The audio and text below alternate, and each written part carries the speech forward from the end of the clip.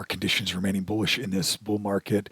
We're seeing majority bullish at 14 on S&P futures this morning, relatively flat.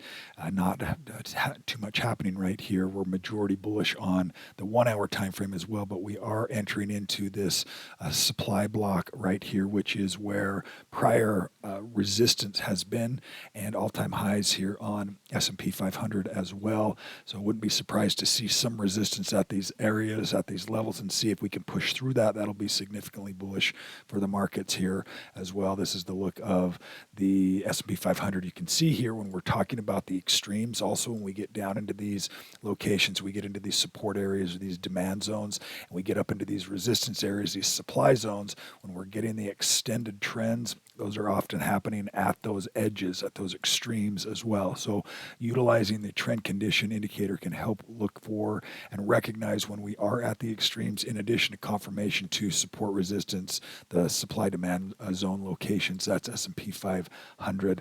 We're also seeing confirmation on the bullish side with additional bullishness here on the breadth, with stocks above their 50-day moving average in the S&P 500.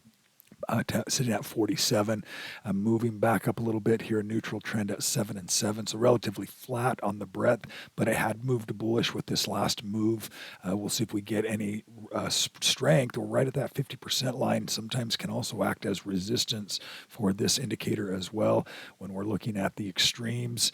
And then we look at the overall trending direction. Once we start that trending direction, we can run into some resistance here at 50% as well, particularly if we're at all-time highs on S&P 500 or reaching that, and we still only have half of the stocks in the S&P really participating in those good solid uptrends.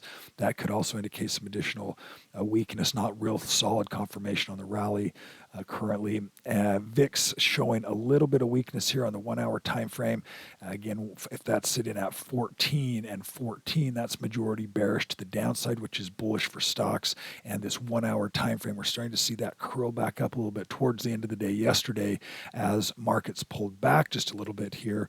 That is pulling back. You're getting VIX, which is pushing higher. So we'll see if that translates into any internal selling, intraday selling yesterday towards the end of the day, and if we get some fall through on that today. SHY short into the yield curve. We're seeing bonds strengthen here. We're now attempting a shift to the trend continuation to that upside, which is pushing interest rates lower. We're seeing here compression on the trend. We've got majority bullish, and it's just, kind of softening right here just a little bit, but showing a little bit of strength on the 1 hour time frame here as well. And that's the 2-year, the 10-year also having some strength, a little bit of a pause right here in the last few days as we've seen bonds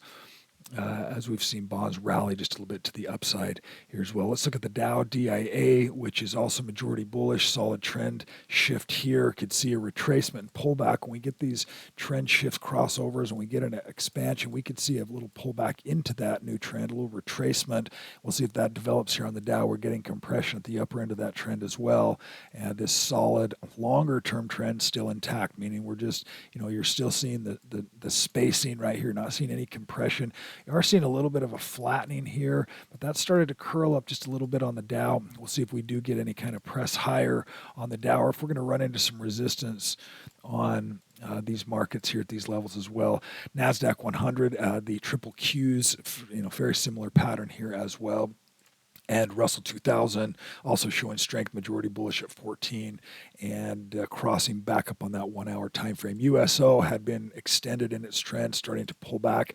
We've talked about that here now, where we had this extended trend, top into the trend. Really, the value here is in the trend condition indicator is to help us with two things. Number one, compression of the trend and expansion of the trend. When we're really expanded or fanned out on this trend, you can almost just look back historically, squeeze that in a little bit, and say, has it ever been this wide before? If it hasn't, chances are you're going to consolidate a little bit here, and that's what we're starting to see on USO, starting to see a little bit of consolidation on the 1 hour time frame. Doesn't necessarily mean that this trend is over, but when we get these really strong moves up, just needs some time to consolidate. On the 1 hour time frame, you can see it pulling back to that momentum zone. That's the 236 area on the Fib Snap tool, and also on that 1 hour, just getting some retracement there as well. Keep an eye on USO if you're interested in oil and oil oil stocks.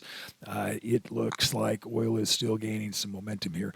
Gold also doing the same thing. Gold had a nice move, compression, and pushing now, getting some expansion here on the trend on the 1 hour time frame for GLD, and the daily time frame here getting that compression at the top end of this trend, as well with the longer end of that trend still intact, meaning that these can be opportunities for buying into the pullback, okay, buying into a retracement.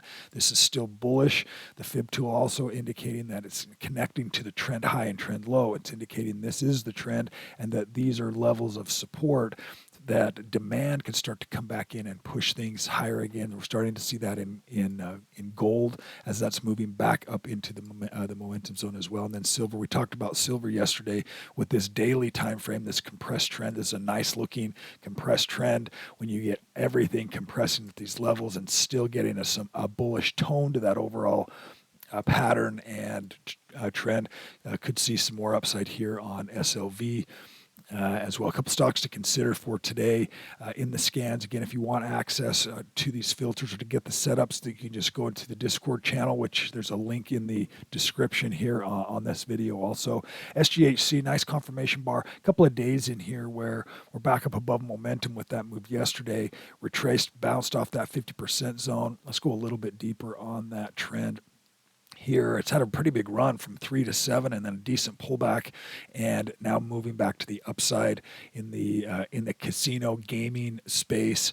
Also looking at DAKT, which is in the LED light space as well, and nice confirmation move. Not super nice. This was increasing volume. I'd like to see it a little more solid bar. Okay, there wasn't as many new buys yesterday. We only had 12 that meet our criteria. Good solid confirmation to the upside is even better, but still meets the criteria for the most part. Confirmation move to the upside, increasing volume. There are some others in the list also to consider, but a couple of thoughts on those setups for today. That'll do it for today's update. Everyone have a fantastic day today.